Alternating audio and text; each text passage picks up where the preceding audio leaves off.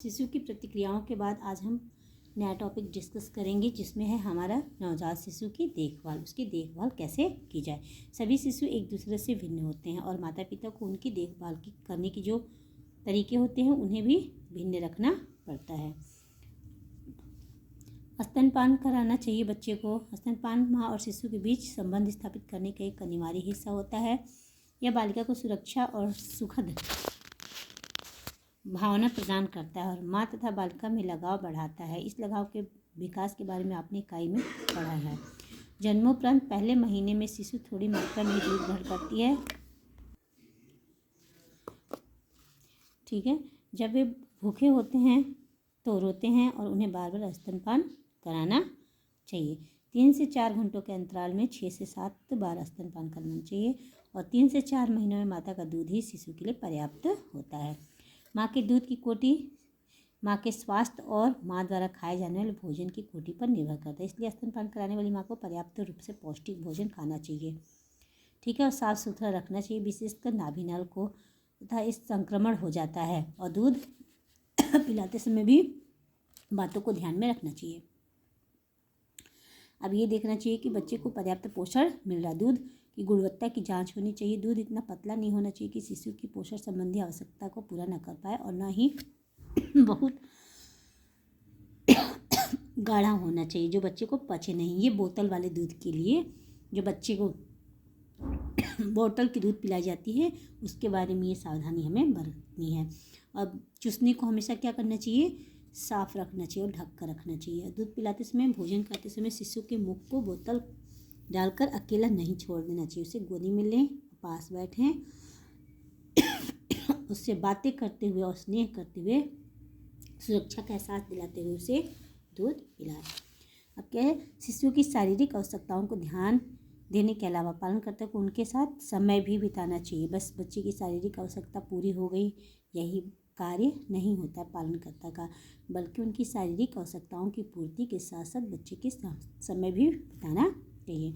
बच्चे से बातें करनी चाहिए, उनकी ओर देखने और मुस्कुराने से तथा उन्हें स्पर्श करने से शिशु को पालनकर्ता से परिचित होने में मदद मिलती है। और नवजात शिशु अपनी क्रियाओं के उत्तर में बोलते या मुस्कुराते नहीं है, परंतु उनसे हमेशा अंतःक्रिया करनी चाहिए। उस व्यक्ति की ओर ध्यान देते हैं जो उनके चेहरे को निहारते हैं और शरीर को हिलाकर उनके प्रति अनुक्रिया दिखाते हैं। ऐसे अनुभव से उनकी वृद्धि का विकास होता है। हर क्षेत्र में विकास को बढ़ावा देने के लिए जन्म से ही शिशु के साथ अंतःक्रिया करना चाहिए। अब क्या है, संवेदात्मक योग्यताएं। ठीक है। हाँ, बच्चे जो होता है वो वातावरण के साथ समायोजित करता है अगर उनकी संवेगात्मक योग्यताएं अच्छे से विकसित होती हैं, और उन्हें आवाज़ की दिशा और दूरी का अनुमान लगाना भी सिखाते हैं।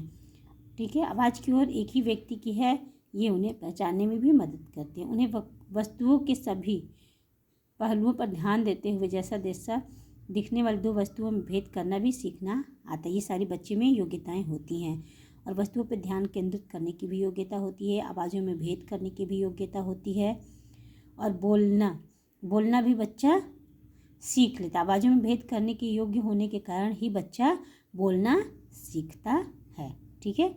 और परिवेश को जानने के लिए बालक को उसका अन्वेषण करना पड़ता है। ये सभी ज्ञानेंद्रिय विकास पर निर्भर करती हैं। क्या है, शारीरिक विकास। एक से दूसरे हफ्ते में आप शिशु के शारीरिक विकास में परिवर्तन देखेंगे। शिशु की जो लंबाई और वजन है उसका स्पष्ट प्रमाण है। 1 वर्ष का होने पर जो शिशु का वजन है जन्म के समय के वजन से 3 गुना ज़्यादा हो जाता है।